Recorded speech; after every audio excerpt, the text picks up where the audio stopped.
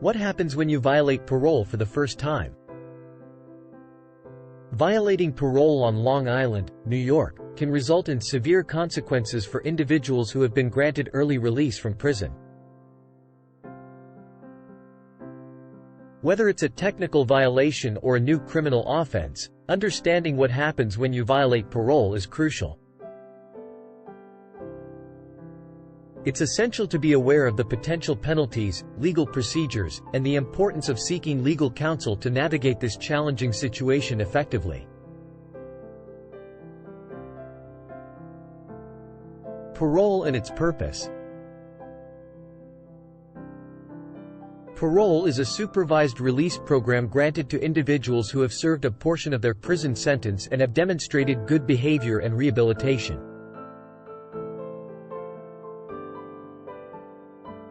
The primary purpose of parole is to reintegrate individuals back into society while providing them with support and supervision.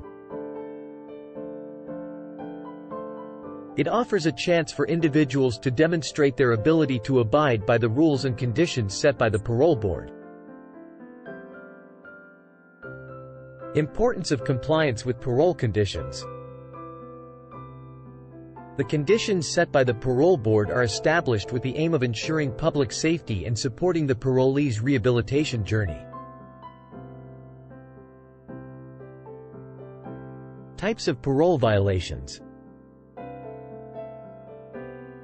Parole violations can be classified into different categories, each with its own implications and consequences. Understanding these types of parole violations is essential for both parolees and their legal representation. Here are the main categories of parole violations. Technical violations. Technical violations refer to the failure to comply with the administrative requirements and conditions outlined in a parole agreement. These violations do not involve the commission of new criminal offenses but rather revolve around the parolee's adherence to specific parole terms and regulations. Failure to report to the parole officer as scheduled. Failing a drug test. Changing residence without notifying the parole officer. Breaking curfew restrictions. New criminal offenses. Another type of parole violation occurs when a parolee commits a new criminal offense while on parole. Failure to attend required programs. Failure to attend required programs or classes is also a type of parole violation. Consequences of parole violation. Violating the terms of parole can lead to a range of consequences that can significantly impact a parolee's life and legal status. Understanding these potential outcomes is crucial for individuals on parole and their legal representation. Here are some of the consequences of parole violation. Potential arrest and detention.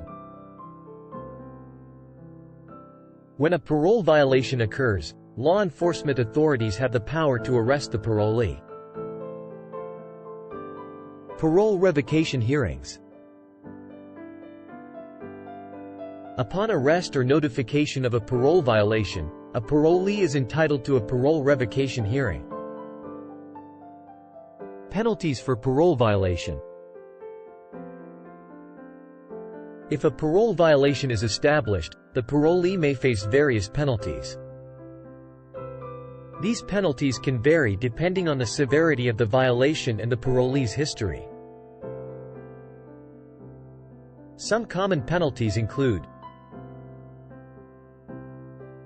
fines and monetary sanctions, extended parole period, reinstatement of original sentence, additional conditions imposed. Appeals process. If parole revocation is decided against the parolee, they have the right to appeal the decision. The appeals process allows for a review of the revocation decision by a higher court or appellate body. The parolee's attorney can help file the necessary paperwork, present legal arguments, and advocate for the reversal or modification of the revocation decision. Less is more parole reforms. Significant changes have been made to the parole revocation process under the less is more reform. One of the key reforms is the establishment of the right to counsel at every stage of the parole revocation process, ensuring individuals on parole have legal representation to protect their rights.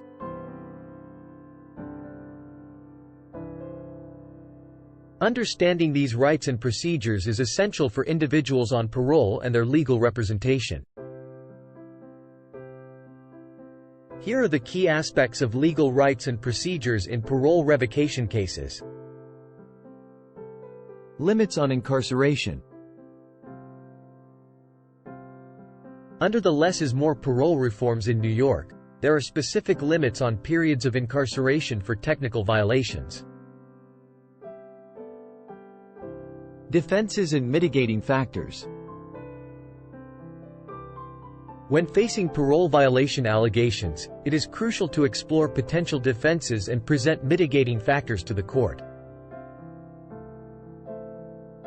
A strong defense strategy can help minimize the consequences of parole violations and advocate for a fair outcome.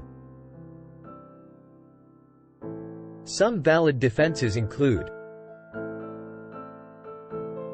innocence, lack of intent or knowledge,